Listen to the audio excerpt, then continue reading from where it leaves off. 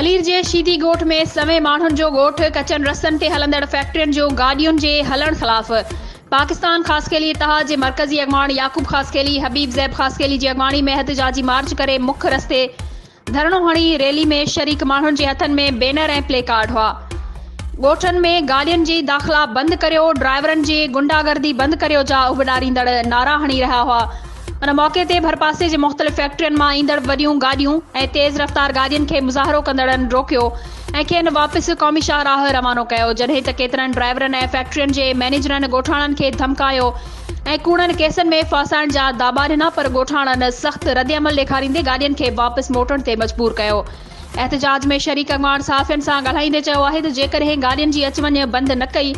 ऐं ज़िले इंतिज़ामिया का बि क़ानूनी कार्रवाई न कई त कंहिं वक़्तु बि बदअमनी थी सघे थी, जंहिं जी ज़िम्मेवार इंतिज़ामिया हूंदी।